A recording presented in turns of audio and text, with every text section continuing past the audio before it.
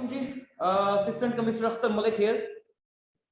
I remained GK topper twice in PMS 19 as well as in PMS 2020.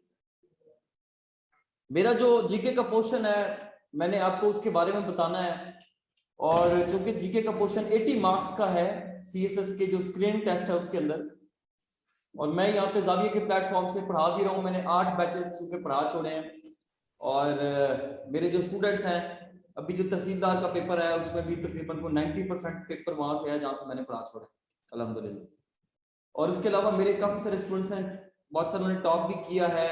Aslan Ashraf है election officer में, उसने पूरे पाकिस्तान में टॉप किया है। और बहुत सारे स्टूडेंट्स हैं, कोई ADFIA DNAB का टेस्ट क्लियर करके बैठे हुए हैं, एयरपोर्ट सिक्योरिटी फोर्स और सब इंस्पेक्टर, इस तरह के बहुत सारे टेस्ट। तो आज हमारा जो बेसिक मकसद है वो ये है कि हमने आज डिस्कस करना है कि आपने स्क्रीन टेस्ट को क्रैक किस तरह से करना है जो जीके का पोर्शन है। तो उसके लिए मैं आपको सबसे पहले जो चीजें डिस्कस करूंगा वो हम करेंगे पाकिस्तान अफेयर को, then I will discuss the current affairs and then we will move on towards everyday science and later on I will be discussing Islamic studies. ठीक है जी।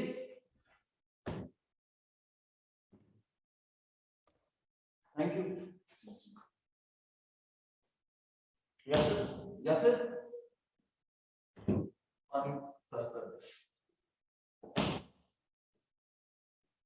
इसमें बेसिकली जीके में 4 क्वेश्चन आपके आने हैं। एक आपका पाकिस्तान अफेयर्स आना है, number two current affairs, number 3 आपका आना है जी ईडीएस,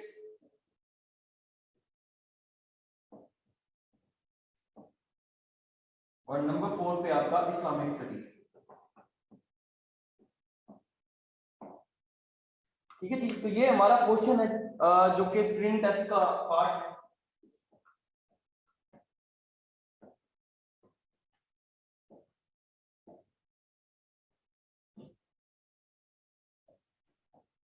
अच्छा जी, अब हमने क्या करना है जी, पाकिस्तान की जो पाकिस्तान अफेयर्स है हमने सबसे पहले उसको डिस्कस करना है, क्योंकि सीएसएस पीएमएस के अंदर पीएमएस के जो पाकिस्तान अफेयर्स है वो जरा इंटायरली डिफरेंट है सीएसएस के पाकिस्तान अफेयर्स। मैंने खुद भी लास्ट टाइम सीएसएस की अटेम्प्ट दी थी 2020 के अंदर, तो I got 650 marks and unfortunately my essay flunked and I got 20 marks in that essay. वो गलत सिलेक्शन हो गई थी मुझसे। I do not agree what to say but I will defend your right to say it, that's what I choose कर लिया था।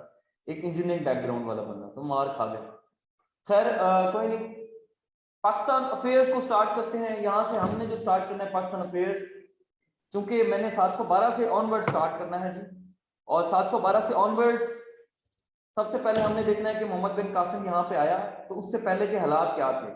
Umayya dynasty हल्की सी डिस्कस कर लेंगे क्लास के दौरान, ठीक है जी, ताकि आपको ये भी पता चले कि उससे पहले क्या था और अरब्स आए किस तरह से।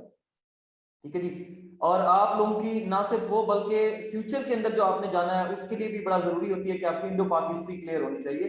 और इंडो पाक हिस्ट्री से सवाल आ जाते होते हैं, 2 3 4 5 सवाल आ जाते होते हैं पेपर में, तो हमने किसी चीज को छोड़ना नहीं है।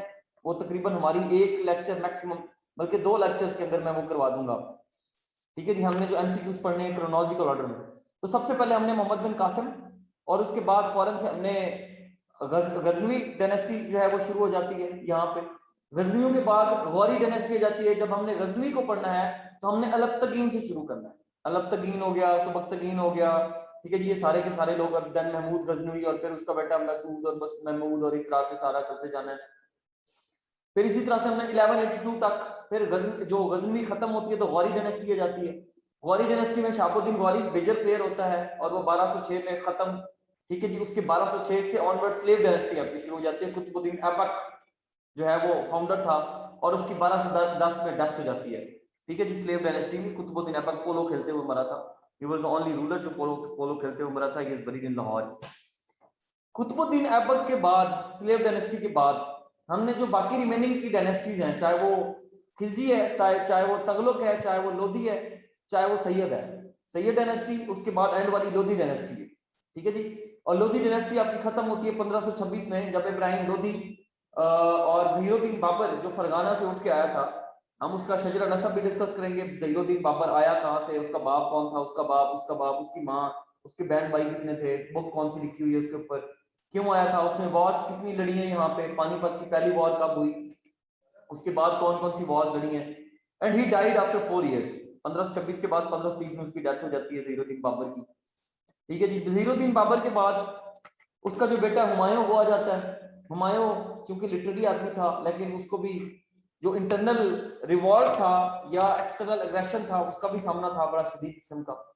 तो he could not survive till two 1940 sorry 1540। तो 1540 में उसको आगे डिफीट करते हैं जी शेर शाह सूरी। ठीक है जी, बैटल ऑफ खानवा वगैरह जो होती है, शेर शाह सूरी का टेन्योर आ जाता है 1545 तक। शेर शाह सूरी ने क्या क्या करवाया, जैसे हमें पता होता है कि उन्होंने सिक्का मुतारिफ करवाया, उन्होंने जीटी रोड बनवाई, उन्होंने ये रोहतास फोर्ट वगैरह और इस तरह के जो किले थे वो बहुत सारा बनवाए। उनका रेवेन्यू सिस्टम भी हम देखेंगे शेर शाह सूरी का, मतलब छोटी मोटी डिटेल जो जीके से रिलेटेड हमारा जो बेसिक उससे एमसीक्यूज आते होते हैं। देन उसके बाद शेर शाह सूरी के बाद जो उसके बेटे हैं आदिल सूरी, सिकंदर सूरी, हमने उसको डिस्कस करना है। Then Humayun came back. ठीक है जी, दोबारा 1555 में, 1556 में उसकी डेथ हो जाती है और 1556 के अंदर दूसरी दफा जो है आपकी वो स्टार्ट हो जाती है जी पानीपत की जो सेकंड वॉर है वो स्टार्ट हो जाती है 1556। पानीपत की वॉर, दूसरी जो वॉर है उसमें वो जीत जाते हैं, हुमायूं का जो कमांडर होता है और हुमायूं भी जीत जाता है, हिमू बेकाल के अगेंस्ट होती है। इसी तरह से जैसे उसकी डेथ होती है 1556 में उसका बेटा आ जाता है अकबर। अकबर के दौर की एक चीज को हमने डिस्कस करना है कि उसके 9 रत्न कौन से थे, दीन अकबरी क्या था, उसके दौर में जो हजरत मुजद्दिद अल्फ़सानी आए थे तो वो कौन, वो क्या थे, उनका नजरिया क्या था, वादतुल शऊद क्या था, वादतुल वजूद क्या था, वादतुल वजूद किसने दिया, वादतुल शऊद किसने दिया, दोनों के दरमियान डिफरेंस क्या है। अकबर की जो रिलीजियस पॉलिसीज थी उन्होंने किस तरीके से वहाँ के जो लोग थे उनको इंटीग्रेट किया, लेकिन इस्लाम के वो बिल्कुल खिलाफ थी। ठीक है जी, वो भी सारे का सारा इस तरह से हमने जितने भी उसके बाद के रूलर्स हैं, चाहे अकबर का बेटा जहांगीर है, चाहे उसका बेटा शाहजहां है, चाहे उसका बेटा औरंगजेब आलमगीर है। ठीक है जी, 1707 तक। देन उसके बाद बाकी जो रूलर्स हैं टोटल 17 मुगल्स हमने पढ़ने हैं टिल 1857 तक, आखिरी बहादुर शाह जफर तक। इनकी जितनी भी वॉर्स हुई हैं, चाहे वो ईस्ट इंडिया कंपनी के साथ हुई, चाहे वो मराठों के साथ, सिखों के साथ, चाहे वो नादिर शाह का अटैक हो, चाहे वो एंग्लो मैसूर वॉर हो, सारी की सारी हमने डिस्कस करनी है। देन उसके बाद हमने मुगलों के दौर के बाद हमने ईस्ट इंडिया कंपनी को भी देखना है कि यहाँ पे 1608 में आई और उसके बाद आस्ता आस्ता अपना जो स्ट्रॉन्ग फुट होल्ड है वो किस तरह से जमाती गई, अपना पैर कदम मजबूती से जमाती गई। And hardly there were 3000 people, 2500 to 3000 people of East India company who ruled subcontinent. ठीक है जी, लोकल फ्यूडल्स की हेल्प की वजह से भी, वो भी हम सारा कुछ उनकी पॉलिसीज को डिस्कस करेंगे, किस किस तरह यहाँ पे उन्होंने आए, कोर्ट्स बनाई, उनकी स्ट्रेटजीज क्या थी। देन उसके बाद हमने ये जीके 1 पेपर के लिए भी है और इस्लामी वर्ड मैप्स भी शामिल है। इस्लामी वर्ड मैप तो मैंने नहीं करवाना क्योंकि वो आपकी इस्लामियात में चला जाएगा, या उससे पहले की जो हिस्ट्री है उमैया डायनेस्टी है, उमैया डायनेस्टी 661 से शुरू होती है 750 तक, फिर अब्बासिड डायनेस्टी शुरू हो जाती है, उमैया को उन्होंने खत्म कर दिया था अब्बासियों ने 752 ऑनवर्ड्स 1258 तक जब हलाकू खान ने आके हमला किया। और उसी तरह अफ्रीका के अंदर फातिमी डायनेस्टी चल रही थी, तो ये थी। उसके बाद जो ओटोमान एम्पायर है वो 1299 से स्टार्ट होती है 1923 तक। ठीक है जी, वो भी मैं आपको बता दूंगा। देन उसके बाद पाकिस्तान अफेयर्स में 1857 की वॉर को देखेंगे और उसके बाद जो वहां पे जितनी भी चूंकि डायरेक्ट ब्रिटिशर्स का रूल एक्सटेंड हो गया था ईस्ट इंडिया कंपनी को खत्म करके, हमने आस्ता आस्ता उन चीजों को भी डिस्कस करना है और उनकी पॉलिसीज क्या थी, पीपीसी उन्होंने किस तरह से दिया हमें, जो इंडिया एक्ट था वो किस तरीके से आया। उसके बाद सर सैयद अहमद खान को हमने देखना है कि किस तरीके से मुस्लिम रेनेसेंस सोसाइटी के अंदर रेनेसेंस लेकर आए सर सैयद अहमद खान। ठीक है जी, किस तरीके से उनकी अलीगढ़ मूवमेंट चली, उसके बाद जितनी भी एजुकेशनल इंस्टीट्यूशंस उन्होंने खोले, उनकी जो रिलीजियस सर्विसेज थी या उनकी जो एजुकेशनल सर्विसेज हैं, उनकी जो पॉलिटिकल और सोशल सर्विसेज हैं, हमने उनको भी डिस्कस करना है क्योंकि उनसे भी सवाल आ जाते होते हैं सर सैयद अहमद खान की लाइफ से। इसी तरह से हमने 3 मेजर रिफॉर्मर्स जो हैं वो भी हमने डिस्कस करने हैं। शाह वलीउल्लाह साहब भी हैं, शेख अहमद सरहिंदी साहब भी हैं, सैयद अहमद शहीद साहब भी हैं। उनकी पूरी लाइफ पे कितनी किताबें लिखी हैं, जिहाद किसने किया, हज कब किया, किसका बेटा गया था, मतलब जो भी उससे रिलेटेड डिटेल एमसीक्यू आ सकते होते हैं। तो ये आपकी इंडो पाक हिस्ट्री जाके कंप्लीट होती है 1857 तक। 1857 के बाद ऑनवर्ड्स ये ब्रिटिश रूल एक्सटेंड हो जाता है। ब्रिटिश रूल को भी हमने आस्ता आस्ता डिस्कस करना है।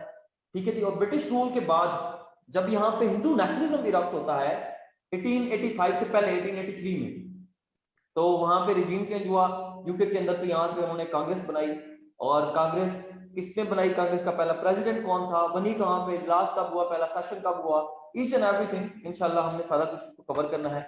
उसके बाद जिस तरह से हिंदू नेशनलिज्म की मैंने बात की वो इरप्ट होता है 1893 के अंदर, बाल गंगाधर तिलक और ये सारे लोग इनके ब्रिटिशर्स के खिलाफ खड़े होते हैं और सेपरेट डिमांड करते हैं कि जी आप यहाँ से चले जाए, हमें सेपरेट कंट्री दे दें, ठीक है जी, तो इंडिपेंडेंस दे दें आप हमें। तो वो चलता जाता है इसी तरह से बंगाल की पार्टीशन तक चला जाता है। बंगाल की पार्टीशन किसने की, कब हुई, क्यों हुई, एडमिनिस्ट्रेटिव रीजंस की अगर हम बात करें तो वेस्ट बंगाल की जो कि पॉपुलेशन थी 45 तकरीबन थी 54 मिलियन, उसमें से out of 54 42 million were Hindus, 12 million were Muslims. East Bengal में भी मुसलमान मेजोरिटी में थे, वेस्ट बंगाल में हिंदू मेजोरिटी में थे। वहां पे ईस्ट की 31 मिलियन पॉपुलेशन थी, 18 मिलियन मुस्लिम थे और 12 मिलियन जो थे वो हिंदू थे। इसी तरह से वहां से हिंदू नाखुश हो गए और वहां से उनकी किस तरीके से कन्फ्रंटेशन चली अंग्रेजों के साथ। देन हमने पढ़ना है मुस्लिम लीग का क्याम, यानी कि why Muslim League was established, how Muslim League was established, when did Muslim League was established, and you can say कि who were the main leaders of Muslim League, ठीक है, जिसका पहला सेशन कब हुआ, कहां पे बनाई गई, ईच एंड एवरी डिटेल, किसका आइडिया था, नाम किसने दिया, ईच एंड एवरीथिंग जो भी उससे रिलेटेड एमसीक्यूज आ सकते हैं। मुस्लिम लीग की जैसे ही फॉर्मेशन हो जाती है तो उसके बाद मिंटो मॉर्ले रिफॉर्म्स, क्योंकि हमने मिंटो मॉर्ले इसलिए दी थी कि हिंदू को पीस करने के लिए दे वर अनहैप्पी, ठीक है जी, due to the partition of the Bengal. तो मुसलमानों को पहला सेपरेट इलेक्टोरेट मिलता है मिंटो मॉर्ले रिफॉर्म्स। मतलब कहने का ये है कि हमने मिंटो मॉर्ले रिफॉर्म से लेकर ऑनवर्ड्स 1947 तक पढ़ना है, चाहे वो 11 अगस्त की सॉरी 1911 में जो कैपिटल शिफ्ट किया गया कलकत्ता से दिल्ली, या फिर बंगाल की इनमेंट की गई, फिर वर्ल्ड वॉर 1 स्टार्ट हुई तो वो कैसे स्टार्ट हुई, अलाइड पावर्स कौन थी, सेंट्रल पावर्स कौन थी, किस किस तरीके से वहां पे हुई, यूरोप के दरमियान ऑलरेडी क्या इश्यूज चल रहे थे और उस दौरान जो बाल्टिक वॉर्स चल रही थी वो भी हमने उसको कवर करना है, ठीक है जी। तो उसके बाद जो है वो लखनऊ पैक्ट है, तो लखनऊ पैक्ट क्या था, क्यों किया गया, काज़िम ने लीग कब ज्वाइन की, काज़िम के ऊपर पूरा एक सेपरेट हमारा लेक्चर होगा, काज़िम की ऑटोबायोग्राफी के ऊपर, क्योंकि हमसे सवाल आ जाते होते हैं। सर का किताब किसने दिया, ठीक है जी, दिल्ली प्रपोजल्स कब दिए, क्यों दिए, थे क्या उसके अंदर, उन्होंने जो है इंपीरियल लेजिस्लेटिव से कब रिजाइन किया, इस तरह के बड़े सारे एमसीक्यूज आ जाते होते हैं। तो लखनऊ पैक्ट के बाद ऑनवर्ड्स हमने चलते जाना है वर्ल्ड वॉर 2 के इख्तिताम पे 1917 में, 1917 में बेलफोर्ट declaration, and then treaty of Sevres होती है, इसी तरह से ट्रीटी ऑफ लुज़ान में जाके 23 में होती है ट्रीटी ऑफ जो है ये क्या कहते हैं इसको, वर्सलीज होती है 1919 के अंदर, ठीक है जी। 1919 में मोंटीगो-चेल फॉर रिफॉर्म्स है, रोबर्ट एक्ट है, जलियांवाला बाग मैसेकर है, उसके बाद आपकी तहरीक खिलाफत है, खिलाफत मूवमेंट, हमने उस चीज को एक एक करके डिस्कस करना है। खिलाफत movement who initiated it, what were the main purpose, फिर बाद में उनको बंद किसने किया, जेलों में क्यों किया गया, why Jinnah did not supported खिलाफत मूवमेंट, व्हाई गांधी सपोर्टेड खिलाफत मूवमेंट, फिर किस तरीके से यहाँ पे जो मुस्लिम क्लर्जी है यानी कि मुस्लिम मौलवी तबका जो है वो सियासत के अंदर एंटर होता है और आगे जाके चलता है, हिजरत भी की गई।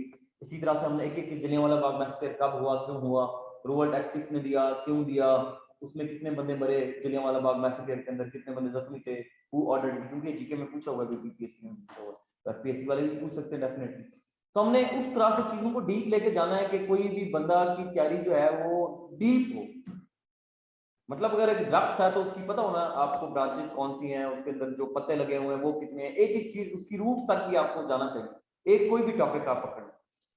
देन उसी तरह से सिविल डिसोबीडियंस और 1920 के बाद से जिस तरह कांग्रेस के इलेक्शन होते हैं, कांग्रेस टूट जाती है, स्वराज पार्टी है, नेशनल लिबरल पार्टी है उसके अंदर 1925।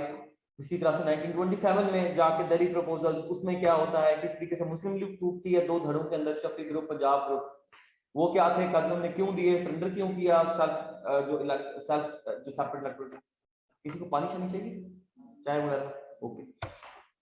उसके बाद जो है देन हमने मूव ऑन कर जाना जी आगे। आपके जो है नेहरू रिपोर्ट के ऊपर, नेहरू रिपोर्ट क्यों दी गई और किसने दी और कब दी गई और उसमें था क्या क्या, ठीक है जी। लोग एमसीक्यू जो जीके करवा रहे होते हैं वो आपको ये बताते होते हैं नेहरू रिपोर्ट 1928 में दी गई, मोतीलाल नेहरू ने की, इतना बता देते हैं, ये नहीं बताते कि उसके अंदर क्या था, ठीक है जी। तो हमने वो चीजों को डीपली चूंकि करना है। देन उसके बाद राउंड टेबल कॉन्फ्रेंस स्टार्ट हो जाती हैं, खुतबा इलाहाबाद भी आ जाता है, 3 राउंड टेबल कॉन्फ्रेंस हमने एक एक को डिटेल में पढ़ना है, कब हुई, किसने किसने शिरकत की, शामिल कौन कौन से लोग हुए। 1932 है तो कम्युनल अवार्ड्स क्या थे, पूना एक्ट क्या था, गांधी रोड पैक्ट है तो वो क्या था, ठीक है जी। और उसके बाद आपकी 1935 में 34 में काजम को टाइटल दिया गया, बल्कि मुस्लिम लीग का परमानेंट प्रेसिडेंट भी बना दिया गया। 35 का इंडिया एक्ट, इंडिया जिसमें प्रीवी काउंसिल खत्म करके सुप्रीम कोर्ट डिग्री यहाँ पे इंट्रोड्यूस करवाई गई। फेडरल के अंदर जो है वो डायरेक्टी सिस्टम इंट्रोड्यूस करवाया गया, सुबह से खत्म किया गया 35 के एक्ट के अंदर। आपका एफपीएससी भी बनाया गया, तो बहुत सारा काम हुआ। 35 गवर्नर जनरल का सिस्टम इंट्रोड्यूस करवाया गया। इसी तरह से 36 के elections, why Muslim League was defeated very badly. Muslim league hardly could secure only 109 seats. Congress कितनी जीती, था क्या, हारी क्यों, एक एक रीजन हमने सब चीजों को डिस्कस करना है। 1937 कांग्रेस मिनिस्ट्रीज क्या थी, शरीफ रिपोर्ट क्या थी, पीरपुर रिपोर्ट क्या थी। 1939 में जो है वो हमने डे ऑफ डिलीवरेंस मनाया, उन्होंने कांग्रेस ने रिजाइन किया। लॉर्ड लिनलिथ गो जो था उसने इनसे कहा क्या वर्ल्ड वॉर 2 में शिरकत करें। तो world war 2 why world war 2 was erupted, क्यों हुई, क्यों हिटलर ने पोलैंड के ऊपर अटैक किया, पोलैंड कब जर्मनी से अलग हुआ, सारा कुछ हमने डिस्कस करना है। 1940 की 23 मार्च की रेजोल्यूशन ऑफ पाकिस्तान, तो वो किसका आइडिया था, उसमें कितने वर्ड्स थे, किसने पेश की, किसने कहां से उस चीज को एक्सेप्ट किया, ए टू जेड हमने सारी चीजों को डिस्कस करना है, ठीक है जी। इसी तरह से 1942 है, 42 में क्विट इंडिया मूवमेंट है, क्रिप्स मिशन है। 1943-44 में जाके आपकी गांधी जी ना टॉक्स, तो वो कितनी कहां पे हुई, कब हुई, कितने लेटर एक्सचेंज किए गए, डीपली हमने जाके चीजों को एनालाइज करना है। इसी तरह से 45 है तो वेवल प्लान आ जाता है आपका। और ये उसके बाद 46 के आपके इलेक्शंस हो गए, 46 में कैबिनेट मिशन यहाँ पे आता है, ठीक है ना। स्टेफोर्ड क्रिप्स मिशन मैंने बता दिया 1942 का, वो भी हमने कुछ के उसमें क्या था कि उसको हमने डीपली चीजों को एनालाइज करना है टिल 1947 तक कि हमारी असेंबली कॉन्स्टिट्यूंट असेंबली कब बनाई गई, काजम ने पहली दफा एड्रेस कब किया, गवर्नर जनरल का उनको कब कब उन्होंने जो है वो हलफ उठाया, ठीक है जी। ऑफिस कब ज्वाइन किया, किसने उनसे हलफ लिया, ए टू जेड। देन पाकिस्तान की जब हमने ये हिस्ट्री पढ़ लेनी है, प्री पार्टीशन, हमने पोस्ट पार्टीशन, पोस्ट पार्टीशन में हमने चले जाना है जनाब। सबसे पहले गवर्नर जनरल को हमने देखना है कि उसके पास पावर्स क्या थी, कौन बना, दूसरा कौन, तीसरा कौन, चौथा कौन। फिर काजम के किस तरीके से हमने जहां जहां पे हमने खिताब किए वो भी सारा को देखना है। और काजम का नजरिया क्या था, क्या सेक्युलर स्टेट था, क्या एक मुस्लिम स्टेट था, क्या इस्लामिक स्टेट था, ठीक है जी, या एक लिबरल डेमोक्रेटिक स्टेट थी, क्या था, वो चाहते क्या थे, वो भी हमने डिस्कस करना है। उसके बाद ऑब्जेक्टिव रेजोल्यूशन, लियाकत अली खान का टेन्योर शुरू हो जाता है। लियाकत अली खान के सारे विजिट्स हमने देखने हैं, यूएसए वाला विजिट स्पेशली देखना है। उसके बाद हमने लियाकत नेहरू पैक्ट, कराची एग्रीमेंट और जो भी है, लियाकत अली खान को असैसिनेट क्यों किया गया, कब किया गया, ठीक है जी। और पाकिस्तान ने यूएन कब ज्वाइन किया, उसी तरह से यूएन, ये सारा कुछ हमने पोस्ट पॉलिटिकल हिस्ट्री में पढ़ा। लियाकत अली खान के बाद जो दूसरा प्राइम मिनिस्टर, तीसरा, चौथा, पांचवा, ठीक है जी, चाहे वो आपका ये क्या कहते हैं इसको, ख्वाजा नाज़मुद्दीन हो, बोगरा हो, चौधरी मोहम्मद अली हो, मोहम्मद अली बोगरा हो, उसके बाद आपका हुसैन शहीद सोहरवर्दी हो, उसके बाद आपका ये क्या कहते हैं इसको, मलिक फिरोज खान नून हो, इब्राहिम इस्माइल चौधरीगर हो, कि ये म्यूजिकल चेयर क्यों चलती रही, सिकंदर मिर्जा की इनसे क्यों नहीं बनी, कमांडेंट चीफ जो अयूब खान था 1953 में बना, उसने मार्शल लॉ क्यों लगाया, कादियानी रिवॉर्ड्स कब हुए, पहला सेंसस कब हुआ, बंगाल के अंदर इलेक्शंस कब हुए, तो ज़्यादा हमने चीजों को देखना है, ठीक है जी। टिल 1956 के हमारा 9 साल के बाद क्यों बना कॉन्स्टिट्यूशन, उसमें रीजंस क्या थे, इंडिया का 3 साल के बाद ही बन गया हुआ था। इसी तरह से 1956 के बाद ऑनवर्ड्स हमने लेके चलना है चीजों को।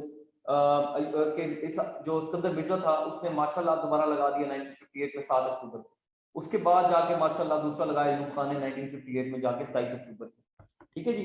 अयूब खान के दौर की एक चीज हमने पढ़नी है, चाहे वो अयूब खान का विजिट हो यूएसए का, चाहे यूएसए के प्रेसिडेंट का विजिट हो यहाँ पे कराची में, या कराची को कैपिटल भले शिफ्ट किया गया हो, क्या रीजंस क्या थी।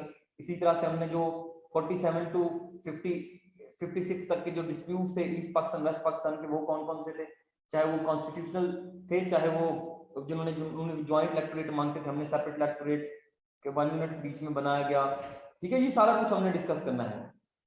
एडमिनिस्ट्रेटिव इश्यूज क्या थे उनके दरमियान, पॉलिटिकल और इकोनॉमिक इश्यूज क्या थे, ठीक है जी। उसके बाद अयूब खान के दौर में इंडस वाटर ट्रीटी 19 सितंबर 1960, वो क्या क्या थी, कौन कौन से रिवर्स किसको दिए गए, कब हुई, क्यों हुई, उसमें पिरसा को बनाया, उसमें उसको बनाया गया क्या कहते हैं इंडस रिवर अथॉरिटी को, कमीशन को बनाया गया। उसके बाद 1961 में क्या हुआ, 62, 63, 64, 65 इलेक्शन कब हुए, बीडी सिस्टम क्या था, यूब खान की इकोनॉमिक एग्रीकल्चर पॉलिसीज क्या थी, सारा कुछ चलते जाना है। 66, 65 वाली वॉर, उससे पहले ऑपरेशन जिब्राल्टर, 67 में क्या हुआ, 68 में क्या हुआ, पीएए कब बना, railway, steel mill, dams, different उन्हीं के दौर में जो बनाया गया, या पीटीपी उन्हीं के दौर में चलाई गई। जो पीएए है वो पाकिस्तान ओरिएंट एयरलाइन होती थी, 1955 में बनाई गई। तो इसी तरह से हमने उनकी पूरी लाइफ को, इसी तरह से अगरतला कॉन्स्पिरेसी जो शेख मुजीब ने उनके खिलाफ की, 6 पॉइंट शेख मुजीब के 6 पॉइंट में था क्या 1966 में, टसल कैसे बढ़ी, इसको एग्जर्बेट किस तरह से कर गई, ठीक है जी, दोनों ईस्ट और वेस्ट पाकिस्तान के दरमियान, and what were the internal vulnerabilities which were created due to the politicians, due to the western interest of the politicians of Pakistan, ठीक है जी, which was exploited latterly by the external forces, ठीक है जी। इसकी form में फिर Dhaka debacle हमें सामने आता है। इसी तरह से 1970 के इलेक्शंस हों, चाहे वो याया खान का दौर हो, और फिर उसके बाद सिविलियन आपका फील्ड मार्शल आ जाता है, डिक्टेटर आ जाता है, जुल्फकार अली भुट्टो, वो 4 होते थे उसके पास, वो बाद में प्रेसिडेंट भी बना, प्राइम मिनिस्टर भी बना। 73 का कॉन्स्टिट्यूशन आया, उससे पहले 72 में इंटरिम कॉन्स्टिट्यूशन आया। 62 में यूब खान ने आइन भी दिया था अपना कॉन्स्टिट्यूशन, इसमें 250 आर्टिकल्स थे, 8 जून को दिया गया। ड्राफ्ट करने वाला जो बंदा था जस्टिस शाहबुद्दीन थे, पहले को ड्राफ्ट करने वाला था चौधरी मोहम्मद अली, ठीक है जी, इसमें 234 आर्टिकल्स थे, उसमें 3 लिस्ट थी।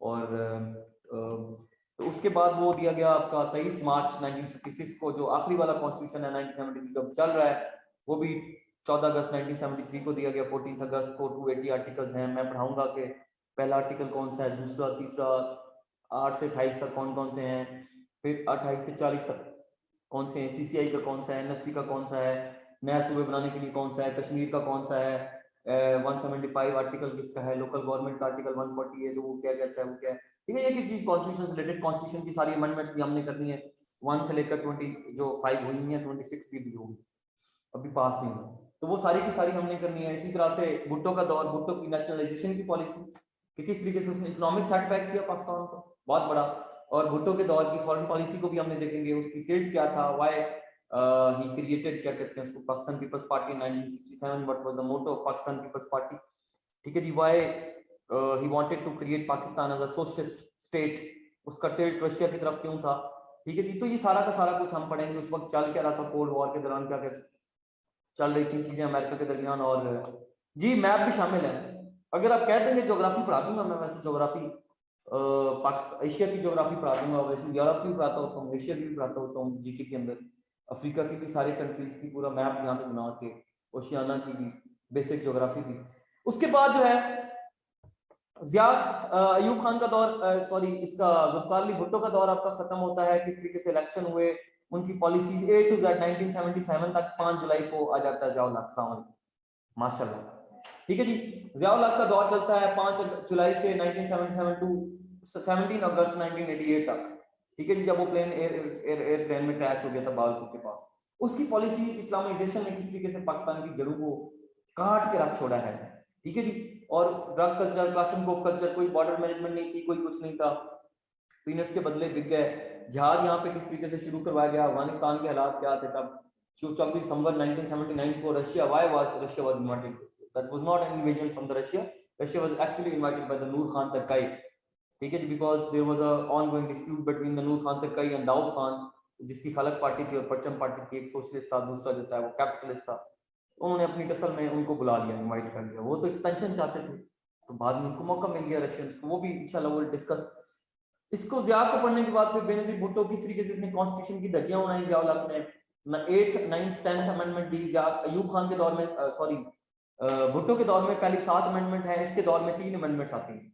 शरिया लॉ को भी इसने इम्पोज करवाने की कोशिश की, एहतराम रमजान ऑर्डिनेंस हो, चाहे हदूद ऑर्डिनेंस हो, वो सारे के सारे इसने दिए। उसके बाद इस्लामी नजरियाती काउंसिल भी इसने बनाई, ठीक है जी, कॉन्स्टिट्यूशन में अपना नाम भी डलवाया, 10% कोटा भी दिया आर्मी को सीएसएस के अंदर। तो इसकी बहुत सारी पॉलिसीज थी ज़ियाउल हक, ठीक है जी, चाहे वो 1985 में जाके नॉन पार्टी बेस्ड इलेक्शन हो, आरसी हो, revival of constitutional order, PCO हो, चाहे वो एलएफओ हो, ठीक है जी, उसका चाहे वो रेफरेंडम हो यूब खान का, सारा कुछ हमने डिस्कस करना है। फिर बेनजीर भुट्टो क्या पॉलिसी थी, पेस्टल अमेंडमेंट क्यों लगाई गई हमारे ऊपर, और इसी तरह से बाद में बेनजीर भुट्टो के बाद दोबारा नवाज शरीफ 1990 to 93, नवाज शरीफ के बाद दोबारा बेनजीर भुट्टो 93 to 96, और दोबारा से देन नवाज शरीफ आ जाता है 96 टू 1999 12 अक्टूबर तक। 12 अक्टूबर को फिर आ जाता है जनाब आपका मुशर्रफ। मुशर्रफ के दौर की एक चीज HEC किसने बनाई, कब बनाई गई, उसके बाद जो है ये क्या कहते हैं इसको क्या कहते हैं नैब कब बनाई गई, नेशनल अकाउंटेबिलिटी ब्यूरो नैब 1999 में, किस तरीके से उसको पर्सनल डेटा के लिए यूज किया गया, सिलेक्टिव अकाउंटेबिलिटी के लिए यूज किया गया, ठीक है जी। और सिलेक्टिव कॉर्प्शन की गई 2002 में, मैंने उसने PCO पहले लगाया हुआ था। 2002 तक उसका जो है वो सुप्रीम कोर्ट ने भी इसको कहा हुआ था कि जी आप एक्सटेंड करें। 2002 में इलेक्शन हुए, काफ लीग बनाई गई और किस तरीके से यहाँ पे मुशर्रफ ने दोबारा से कॉन्स्टिट्यूशन को रिवाइव किया, LFO भी दिया मुशर्रफ ने। और 2001 में 9/11 हुआ, हमने ज्वाइन किया, मुंबई अटैक हुए, सॉरी पार्लियामेंट अटैक हुआ इंडिया के अंदर 2001 में, ठीक है जी। वो किसने करवाया, क्यों टसल बड़ी, मुशर्रफ के दौर में। 2004 में पाकिस्तान को नॉन नेटो अलाइ डिक्लेयर किया गया, पहले शौकत अजीज आया, फिर उसके बाद आपका चौधरी शुजात आया, देन उसके बाद आपका पहले चौधरी शुजात, देन शौकत अजीज, और देन उसके बाद ये सिलसिला चलता रहा। मिर्जा फखरुल्लाह खान जमाली शुरू में इसके दौर में प्राइम मिनिस्टर बने, वो 2 साल तक चले। उसके बाद ये आपका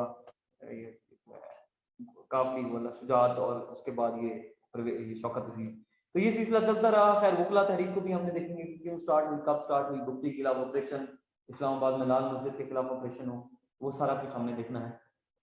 फिर 8 वाले इलेक्शंस को भी डिस्कस करेंगे, फिर भुट्टो की डेथ ऑनवर्ड्स हमने 2021 तक जाना है। मतलब बीच में नवाज जरदारी का दौर हो तो 18वीं तरमीम है, तो 18वीं तरमीम के पिटफॉल्स क्या थे, 18वीं तरमीम था क्या, 102 आर्टिकल्स अमेंड किए गए, 47 सब्जेक्ट्स डिसॉल्व किए गए 18वीं तरमीम में। एनएफसी की फिस्कल फेडरलिज्म किस तरीके से उसकी डिवीजन की गई, कितने कितने परसेंट, ये वो सारा कुछ, ठीक है जी। बजट को भी देख लेंगे।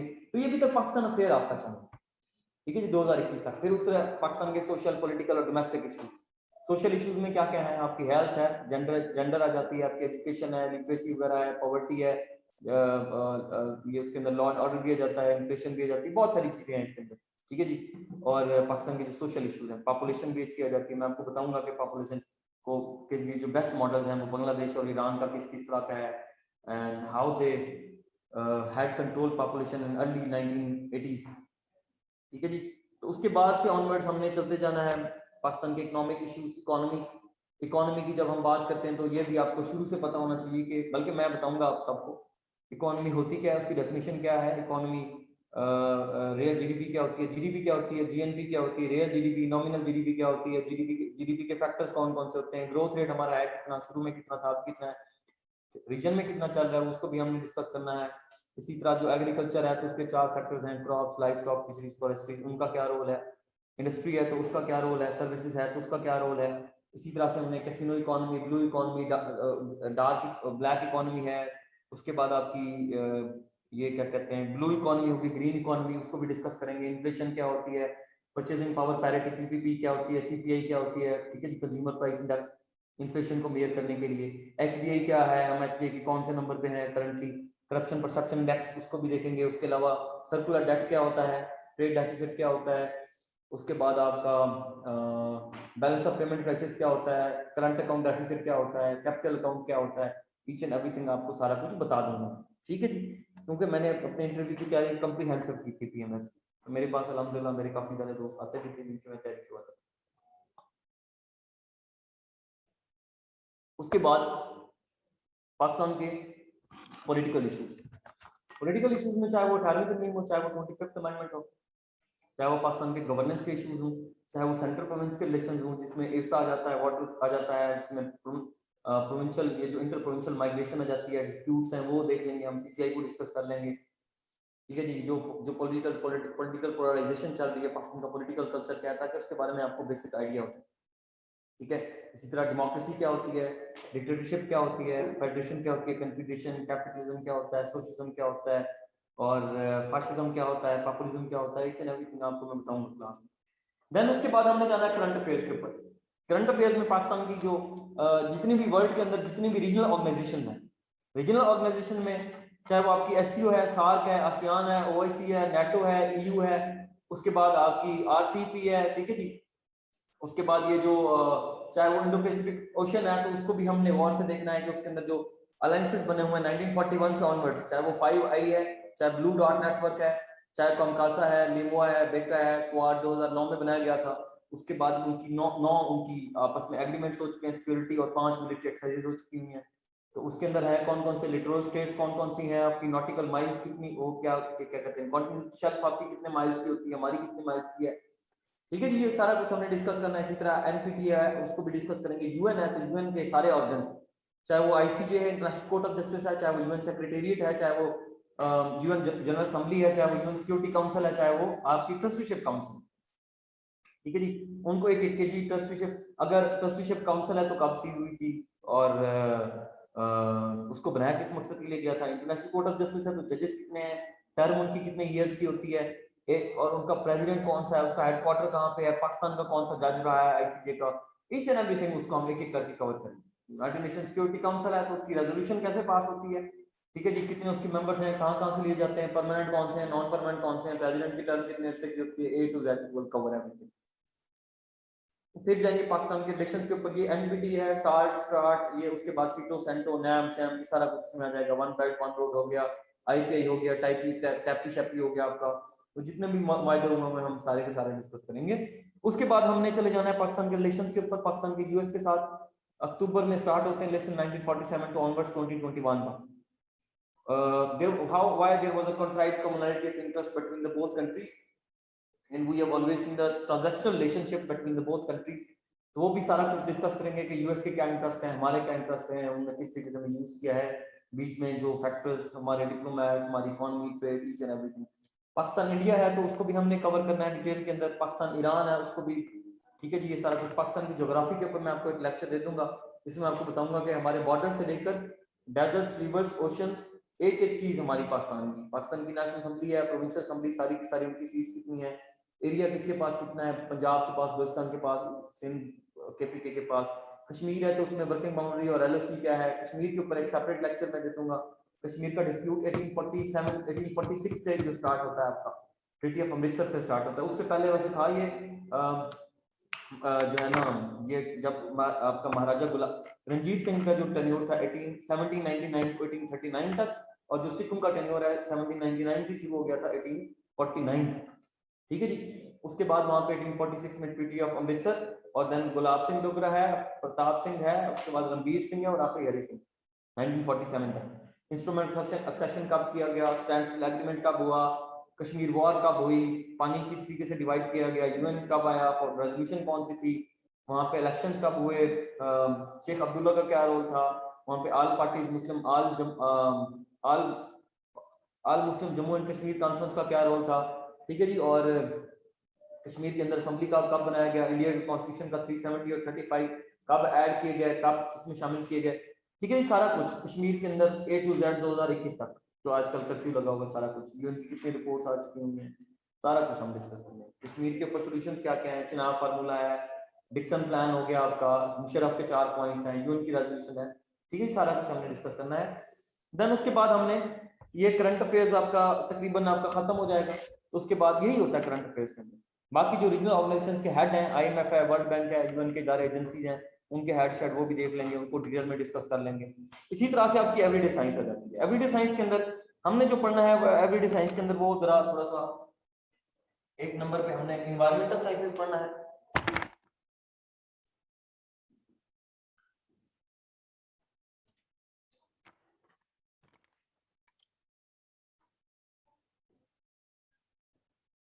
environmental sciences, food sciences,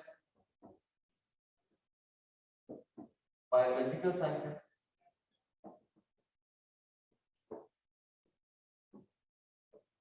then हमने chemical sciences, और then हमने physical। तो ये हमारा जी कंप्यूटर इसमें है नहीं, स्क्रीनिंग में है नहीं। ठीक है, तो इन्वायरमेंटल साइंसेस के अंदर जो जो चीजें हमने पढ़नी है वो मैं थोड़ा सा आपको बता देता हूँ। बल्कि फिजिकल साइंसेस में हमने सोलर सिस्टम आपका पूरे का पूरा हो गया, आपकी गैलेक्सीज हो गई आपका पूरा का पूरा, ये जो है ये कॉमेट्स क्या होते हैं, ये मीटियोराइट्स क्या होते हैं, एस्टेरॉइड्स वगैरह क्या होते हैं।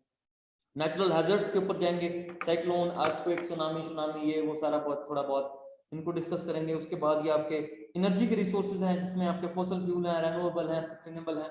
उसके बाद हमने बेसिक फिजिक्स और केमिस्ट्री को भी थोड़ा बहुत डिस्कस करना है, इसके मटेरियल्स कौन कौन से हैं, सेरामिक्स वगैरह, ये फिजिकल साइंसेज में हमने पढ़ा। इन्वायरमेंटल साइंसेज में हमने इन्वायरमेंट के अकॉर्ड सारे के सारे पढ़ने हैं, ठीक है जी। और इसकी जो इन्वायरमेंट की जो पहली मूवमेंट है वहां से लेकर पेरिस क्लाइमेट अकॉर्ड तक, Paris climate accord which is a binding accord, ठीक है जी। यूएन के इसमें हम एसडीजीज भी पढ़ लेंगे, सस्टेनेबल डेवलपमेंट गोल्स, वो कौन कौन से हैं। और उसके बाद जो हमारी इन्वायरमेंट की लेयर्स है, चाहे वो अर्थ की हो, चाहे वो ऊपर उनका टेम्परेचर, एक एक चीज हमने इन्वायरमेंट से रिलेटेड जो भी हमारे सवाल बनते हैं, जैसे यूएन कितना सजेस्ट करता है एरिया फॉरेस्ट कवर होना चाहिए, हमारा कितना है, इंडिया का कितना है, हम कौन से मोस्ट अफेक्टेड कंट्री, ये सारे के सारे इससे रिलेटेड सवाल आपको इन्वायरमेंट से रिलेटेड, ठीक है जी। तमाम अकॉर्ड, पेरिस क्लाइमेट हो गया, टोक्यो शोक्यो हो गया, ये बहुत सारे जितने भी थे, ठीक है जी। उसके बाद इकोसिस्टम, बायोडाइवर्सिटी, क्लाइमेट चेंज, वो भी इसी में आ जाएगा, वाटर साइकिल, बायोस्फीयर, रॉक्स वगैरह के टाइप्स वगैरह, एटमॉस्फेरिक पॉल्यूशन, वो भी इसी इन्वायरमेंट के अंदर आ जाएगा, ठीक है जी।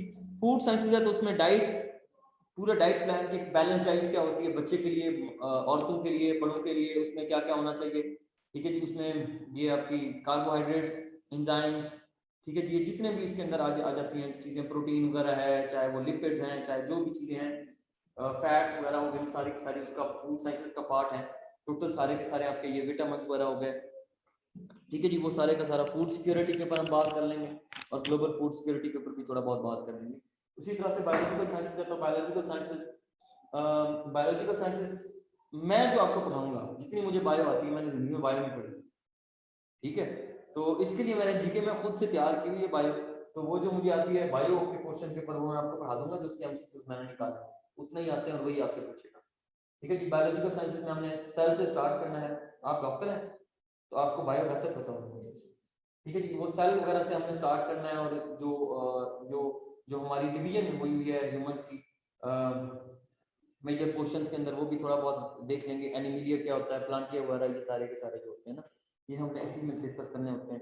बाकी इसमें बायोलॉजिकल में हम हार्ट वगैरह को डिस्कस कर लेंगे, वो ज्यादातर ये पूछता होता है आरबीसी की उम्र कितनी होती है, or white blood cells, platelets का क्या रोल होता है, प्लेटलेट्स क्या होते हैं, प्रोटीन, इसके बारे में ये चीजें पूछता होता है। बाकी हार्ट के वॉल्स के बारे में पूछ सकता है, ठीक है। इस तरह की बहुत सारी और चीजें हैं इसमें, और भी थोड़ी बहुत चीजें हैं, ठीक है जी। तो लीवर शिवर के ये जो आपके हो गए hepatitis A B C D, ये भी सारे के सारे डिजीजेस हो गई, वो भी हमने इसके अंदर सारी की सारी पढ़नी। और विटामिन जो है, ए विटामिन, टोटल 13 विटामिन है, ठीक है जी, ए बी सी करके, सॉरी विटामिन सी हो गया, विटामिन बी हो गया, ए हो गया, डी हो गया, ठीक है जी, ई भी हो गया, के भी हो गया, ठीक है जी, B12 है, B6 है, बहुत सारे हैं, B12 है। तो ये टोटल 13 विटामिन बनते हैं, वो मैं आपको इधर पढ़ा दूंगा कि विटामिन आते कहाँ से हैं, उनका सोर्सेज क्या होता है, उनकी डेफिशिएंसी हो जाए तो क्या होता है, ठीक है ना, ये सारी चीजें होती हैं इसमें आ जाती हैं।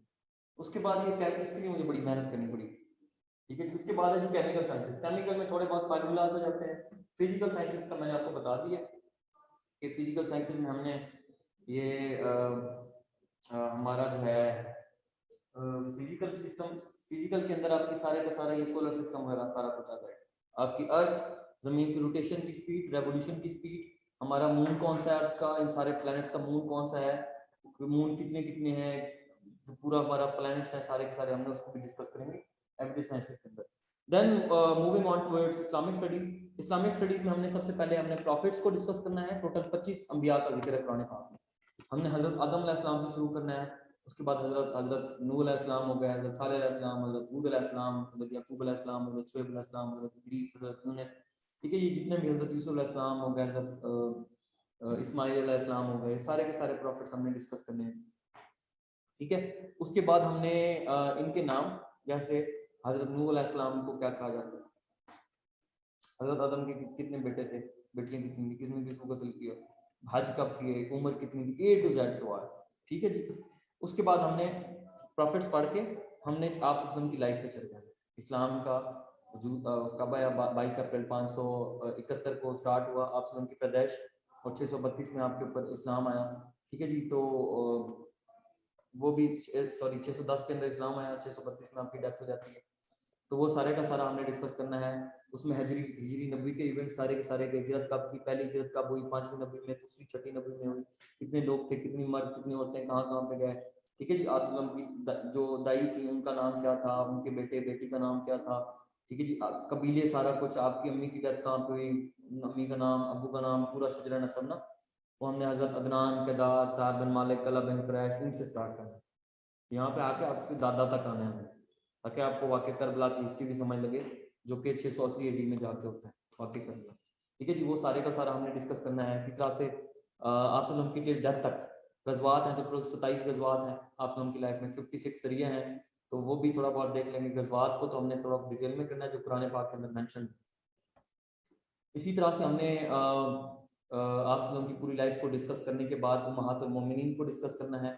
ठीक है जी, किसने आपके कंपेनियंस को डिस्कस करना है, जो आपके बड़े बड़े बहुत ज़्यादा करीब करीब के उम्महातुल मोमिनीन को डिस्कस करने के बाद बेटे बेटियां ईच एंड एवरीथिंग। ठीक है जी, और फिर उसके बाद जो है हमने चले जाना है खुलफाए राशिदीन के ऊपर। खुलफाए राशिदीन का टेन्योर कब स्टार्ट हुआ, पहले कौन से थे, दूसरे तीसरे चौथे, सिलेक्शन किस तरह से हुई, उनके दौर में क्या क्या रिफॉर्म्स हमने की, वॉर्स कौन कौन सी हुई, A to Z किसको किसने शहीद किया। ठीक है जी, A to Z। उसके बाद हमने चले जाना है जनाब कंपेनियंस के बाद हमने एंड पे कुरान और सुन्ना के जो सवाल आते हैं, कुरान और हदीस के साथ। हदीस में हदीस की किताबों के नाम आपसे वो पूछेंगे, हदीस की किताबों कंटेम्प्रेरी पूछ सकते हैं, किसने कितनी हदीसें इकट्ठे की, किसका नाम क्या है, असल नाम क्या है, उसके शागिर्द कौन से हैं, किसकी बुक किसकी बिलोंग करती है, कौन सी बुक। इसी तरह से कुरान पाक के जो हैं आप कुरान पाक की कौन सी सूरह जिसमें 2 दफ़ा बिस्मिल्लाह आया, जिसमें नहीं आया, आप का नाम कितनी दफ़ा आया, कौन से प्रॉफिट का नाम ज़्यादा दफ़ा आया, मक्की सूरतें कितनी हैं, मदनी सूरतें कितनी हैं, टोटल रुकू कितने हैं, बड़े तो आयात हैं लंबी छोटी, सारा कुछ जो कुरान पाक के अंदर मेंशन है, जो जो MCQs आपके बन सकते हैं इंशाल्लाह हम सारे का सारा कवर करेंगे। तो ये टोटल सेशन है, और इसका तकरीबन जो टाइम होएगा स्क्रीनिंग का, मेरे ख्याल से वो आपको हम बता देंगे, और क्लासेस जो है वो 1 हफ्ते के बाद हम सोच रहे हैं कि उसको इनिशिएट करवा देंगे। Thank you. कोई सवाल? अस्सलाम सर, मेरा एक क्वेश्चन है, जी वो ये है कि सर माशाल्लाह अल्लाह आपको खुश रखे, इतनी ज्यादा डिटेल सर आपने बताई है, और आपकी सर स्पीड भी अच्छी है माशाल्लाह। तो सर उसमें ये कि ये जो सारी नॉलेज आप हमें देंगे ड्यूरिंग अ लेक्चर, ये हम रिटेन करने के लिए हमें कोई ना कोई रीडिंग मटेरियल या लर्निंग मटेरियल आप साथ देंगे या नहीं देंगे सर? मैं तो दूंगा, मैं देता होता हूँ स्टूडेंट्स को। ठीक है सर, मतलब जितना भी है, जैसे पाकिस्तान अफेयर्स फ्रॉम 712 ऑनवर्ड्स और जो करंट अफेयर्स के टॉपिक्स हैं उन सब पे देंगे? हाँ जी बिल्कुल। सर सेकेंडली, अगर कोई एक हमें भी आप टेक्निक बता दें जिससे कि ये सब कुछ इस तरह से क्रैम कर सकें, जैसे शायद आप की तरह तो ना कर सके लेकिन थोड़ा बहुत तो उस तक पहुंच जाए सर, कि हम क्रैमिंग कर सकें। क्रैमिंग में बड़ा मसला होता है। अच्छा मैं बता देता हूँ, डॉक्टर अनीबा टाइमिंग पूछ रही है, टाइमिंग जो है वो अभी हमने डिसाइड नहीं की, टाइमिंग आपको डिसाइड करके बता देंगे। ठीक है, और हमारा जो दूसरा कैंपस है वो भी बन रहा है, अंडर कंस्ट्रक्शन है, तो शायद वहाँ पे शिफ्ट हो जाए, और उधर शायद ये भी चलेगा कैंपस 1 और कैंपस 2 उधर चलेगा आगे का। तो इंशाल्लाह हम आपको बहुत जल्दी टाइमिंग्स मैथ और सारा कुछ बता देंगे। बाकी आपको नोट्स की प्रोविजन, बाकी जहाँ तक आपका सवाल है कि इसको रिटेन कैसे किया जाए, तो रिटेन आप कर सकते हैं। देखिए कोई भी आप टॉपिक पकड़ते हैं ना, लेट्स सपोज इंडस रिवर आपने पकड़ा, आपने इंडस रिवर की A to Z इंफॉर्मेशन लिखनी है। इंडस रिवर का ओरिजिन जिंबाब्वे से होता है, उसकी लेंथ 3180 किलोमीटर है।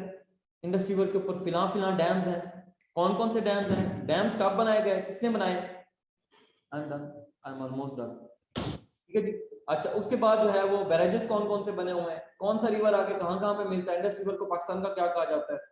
ठीक है जी, डेल्टा कहाँ पे आ जाके बन रहा होता है, और जो बाकी रिवर्स हैं उनकी डिटेल कि वो कहाँ कहाँ से ओरिजिनेट होते हैं, इंडस के साथ कहाँ पे जाके मिलते हैं, कौन कौन से डैम्स हैं उनके ऊपर, बैरेजेस अगर हैं तो वो कौन कौन से हैं, कहाँ, पूरा कनेक्ट करके चीजों को लेके चलें। एक चीज को पकड़े उसी को खत्म करें। डेजर्ट्स को कर रहे हैं, दुनिया के पहले 5 या 8 10 बड़े डेजर्ट्स कौन से हैं, पाकिस्तान में कौन सा डेजर्ट कहाँ पे है, बाजू का वो ये पूछ लेता है कटपना डेजर्ट कहाँ पे है, लोगों को पता ही नहीं होता। ठीक है जी, है पाकिस्तान के अंदर ही। ठीक है जी, और इसी तरह पाकिस्तान का सबसे बड़ा डेजर्ट कौन सा है, उसकी लेंथ कितनी है, ये भी आपको पता होना चाहिए कि जी वो थार है 640 किलोमीटर, पाकिस्तान में बाकी इंडिया में पड़ा हुआ। चौलिस्तान है तो वो कहाँ पे है, उनके साथ कौन कौन से लगते हैं, माउंटेन रेंजेस हैं तो तीनों कहाँ पे मिलती हैं, हमारी कितनी माउंटेन रेंजेस है पाकिस्तान के अंदर जिनकी जो हाइट है वो 5000 से ऊपर है। दुनिया की सबसे बड़ी हाईएस्ट जो लार्जेस्ट माउंटेन रेंज है वो कौन सी है, अगर एंडीज है तो वो है कहाँ पे, साउथ अमेरिका में, नॉर्थ में, नॉर्थ अमेरिका की कौन सी है, साउथ अमेरिका कौन सी है, रॉकीज एंडीज कहाँ पे है। यूरोप के एल्प्स माउंटेन्स के बारे में, एल्प्स माउंटेन्स के बारे में पूछ सकता है, अफ्रीका की किलिमंजारोस के बारे में पूछ सकता है। इधर आ जाए तो हिमालय के अंदर सबसे बड़ी ऊंची रेंज हिमालय की कराक्रम की K2 है, K2 की हाइट पूछ सकता है, कब किसने उसको माउंट किया। एडमंड हिलरी ने सबसे पहले माउंट एवरेस्ट को सर किया था 1953 29 मई को। तो ये चीजें जो है ना, आप जब उसको सिस्टमैटिक वे में करते हैं, यहाँ पे तीनों हमारी जो माउंटेन्स हैं पाकिस्तान में, किस मकाम पे आके मिलते हैं, कौन सा प्लेटो वहाँ पे बनता है, कौन सी हिंदू कश कहाँ से ओरिजिनेट हो रही है, हिंदू कश की सबसे बड़ी चोटी कौन सी है, कराकरम की कौन सी है। मतलब इस तरीके से अपनी चीजों को लेके चलना होता है डिटेल के अंदर, तब आप जाके चीजों को जब आप डॉट कनेक्ट करते हैं तब आपके लिए बन जाती है। तो मैंने जब अपनी स्टडी की थी, तैयारी शुरू की थी, तो मैंने तो इस तरीके से की थी, मैंने ना कहीं से गाइडेंस ली है, ना मैंने किसी बुक से पढ़ा है। आप बुक से पढ़ते हैं, एक एमसीक्यू पाकिस्तान अफेयर का होता है, अगला करंट अफेयर का होता है, अगला इस्लामिक स्टडीज का, अगला मैथमेटिक्स का, आपको भूल जाता है, आप 4-5 दिन रिटेन नहीं कर पाते। जब आप सिस्टमैटिक वे में चीजों को लेके चलते हैं और बार बार हर आपने वीकेंड के ऊपर देख लिया या हर दूसरे तीसरे दिन रिपीट कर लिया, चीजों को लिख लिख के याद कर लिया, या दोस्त को बुला लिया, यार आज आज जी के बातों में, ठीक है जी, अपने जो आपका ग्रुप स्टडी है या जो सर्कल है, जो नहीं भी है तो भी आप खुद से पढ़ पढ़ के इस तरह से कर सकते हैं, चीजों को तैयार कर सकते हैं। क्योंकि जब मेरा जीके का पहला सेशन होता था तो तब मुझे भी थोड़ा सा इश्यूज आए थे। इश्यूज इस तरह के थे कि चीजें को याद करना, देखना, क्योंकि मैं अगर एडीएस पढ़ा रहा हूँ तो पाकिस्तान अफेयर्स, अब मुझे चूंकि मैं 8 बैचेस पढ़ा चुका हूँ और अब तो सारा कुछ फिंगर टिप्स के ऊपर है, मैं चीजों को ऐड करते रहता हूँ, ठीक है। जैसे आज पता चला जी यूरोपीय यूनियन ने बिल्कुल सैंक्शन तैयार कर लिए हैं उसके लिए, क्या कहते हैं उसको, बेलारूस के लिए, क्यों लगाई है सैंक्शंस, पता होना चाहिए आप लोगों को, करंट अफेयर का सवाल है, अखबार भी साथ साथ आप लोग पढ़ते रहे, न्यूज़पेपर मस्त होता है, उससे सवाल निकालें। तो इन चीजों से अगर आप सिस्टमैटिक वे में स्टडी करेंगे ना, जिस तरीके से मैंने चीजें आपको डिटेल में बताई हैं, आप कभी मार नहीं खाएंगे। यही बात मैंने स्टूडेंट्स को की थी, स्टूडेंट्स कहते थे सर क्वेश्चन बैंक चेंज हो गया पीपीएससी का, मैं फिर क्या हुआ, और मैंने उन्हीं को पढ़ाया, तहसीलदार ने जीके का, इंग्लिश का मुझे नहीं पता, उनका जीके का बहुत अच्छा हो गया, ठीक है जी। और जिस तरीके से मैं डिटेल में पढ़ाता होता हूँ चीजों को, जैसे आपको मैंने उन्हें बताया ना मल्टीपल चांस फॉर रिफॉर्म्स के अंदर की प्रोविंशियल में डायरेक्ट सिस्टम था क्या, टू ईयर गवर्नमेंट थी, उसमें फिर ट्रांसफर लिस्ट कौन सी थी, और उसके बाद आपकी जो दूसरी लिस्ट थी, क्या कहते हैं उसको, एक ट्रांसफर लिस्ट थी और दूसरी कौन सी थी यार, आज मैंने कमेंट में लिखा भी है, जिसको रिप्लाई भी किया है। 2 लिस्टें थी ना जिसमें पावर्स की डिवीजन हुई थी, ठीक है जी, एक आपकी को दी गई, हाँ कॉन्करेंट लिस्ट सर, और नहीं कंकरेंट तो कॉन्स्टिट्यूशन के अंदर होती है, कंकरेंट वो होती है जिसमें प्रोविंसेस और फेडरल मिलकर आपस में बनाते हैं, तब ऐसा कोई चक्कर नहीं था। 35 के जो इलेक्शन हुए थे वो भी, 36 के जो इलेक्शन हुए थे वो भी 8 सूबों से कांग्रेस जीती थी, 3 सूबों से कोलिशन बनाई थी। केपी के आपका 1901 में सूबा बनता है, बलूचिस्तान जाके 1970 में बनता है, सिंध 35 में जाके बनता है। वो मैं बता रहा था, एक ट्रांसफर लिस्ट थी और दूसरी एक और लिस्ट थी, वो नाम मुझे भूल गया, चलो जो भी थी बता दूंगा जब वो थोड़ा सा ध्यान में आ जाएगा, ठीक है जी। तो क्वेश्चन है, इट जी मींस प्लीज। कि जब आप ये बता रहे हैं तो इसमें हम सारी मतलब कि वर्ल्ड ज्योग्राफी भी आ जाएगी, क्योंकि कहीं रेंजेस होती हैं, कहीं माउंटेन्स होते हैं, तो कुछ ऐसे क्वेश्चन भी आ जाते हैं, मतलब कि एफपीएससी मतलब कि करंट और पाक में इनको डाल देता है, जीके वास्ट है, आपको पता है सर। मैं करवा दूंगा आपको, ज्योग्राफी करवा दूंगा अगर आप लोग कहेंगे तो।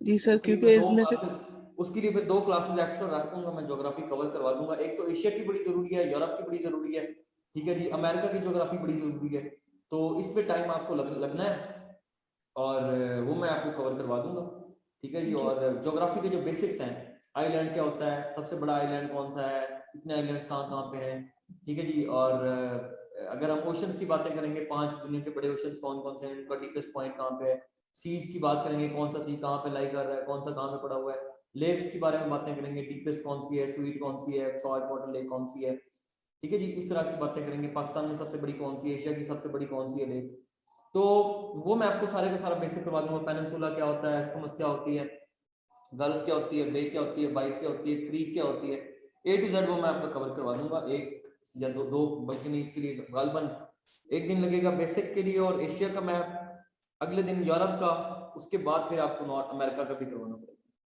अफ्रीका की तो जरूरत कोई नहीं है, वो चीजें मैं बता दूंगा आपको, ठीक है जी, जहाँ जहाँ पे चीजें हैं अफ्रीका की करनी, ठीक है जी।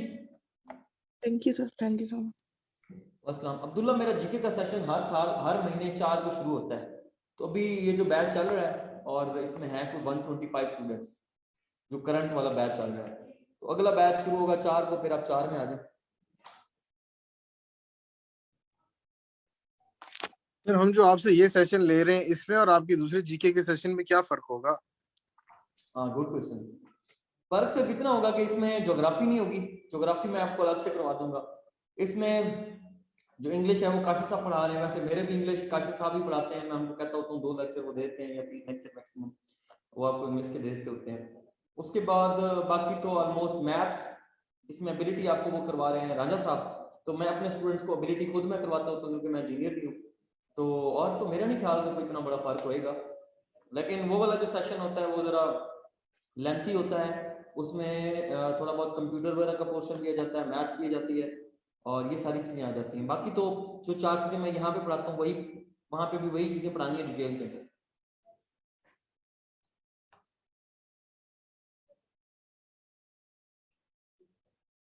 क्लियर? सर जिन्होंने कंप्यूटर भी करना हो 1 पेपर के लिए, तो वो फिर क्या आप उनको गाइड उसकी करेंगे? स्ट्रेटजी ये होती है कि मैं अपने दोस्त को कहता हूँ, वो 2 क्लासेस दे जाता है, कासिम है सब इंस्पेक्टर है उसमें, बल्कि नहीं इंस्पेक्टर है, और वो ही has been teaching computer since very long, उनकी ग्रिप भी है। तो मैं ये समझता हूँ कि जिन जहाँ पे मेरी ग्रिप है मैं पढ़ाऊँ, बाकी अगर दो लेक्चर्स रखवाने पड़ते हैं तो वो रखवा देता होता हूँ। बाकी मैं उनको 1000-1200 MCQ देता हूँ कंप्यूटर के, कंप्यूटर का पोर्शन उधर से आता होता है, वो अलग से मैंने मेहनत करके निकाले हुए थे खुद ही क्वेश्चंस, और उसके लिए मैंने एक बंदा भी हायर किया हुआ था। तो वो जो सारे के सारे क्वेश्चन हैं कंप्यूटर के, वो तकरीबन 1200 के करीब हैं, जहां से वो पेपर आपका बनता होता है, उठाता होता है, वो मैं तो प्रोवाइड सर कर वो देता हूँ। Okay, thank you. Next question please, if any. आप लोगों का है क्वेश्चन? ओके जी, हाँ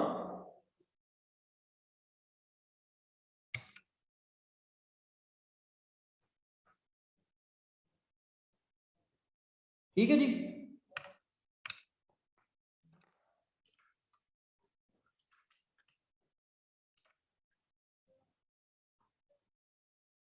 कोई सवाल हो तो पूछ सकते हैं, बिला झिझक पूछ सकते हैं।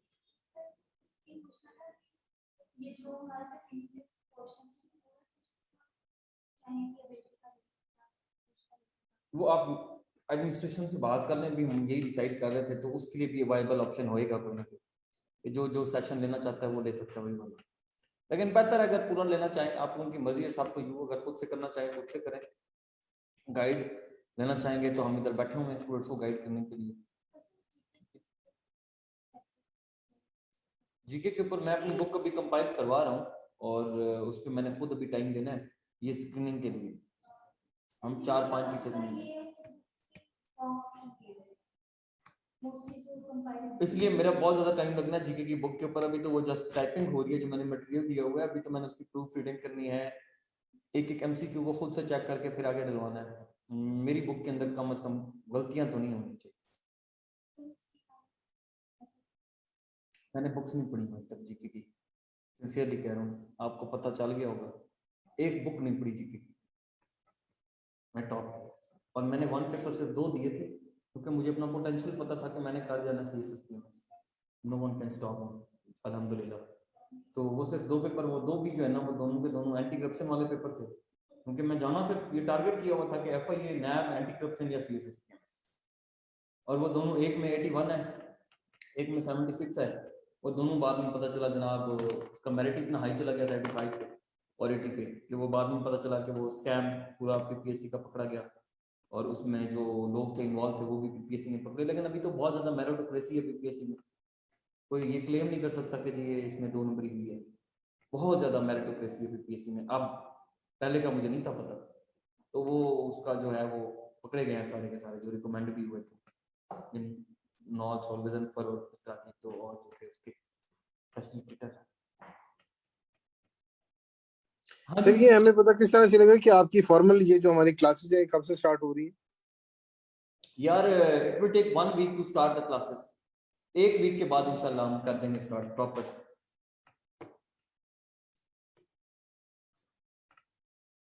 इसलिए आप लोगों को टाइम सेव हो, तो हमने एक ही क्लास रखनी है डेली की बेसिस, ठीक है, इस तरह से हम चलेंगे।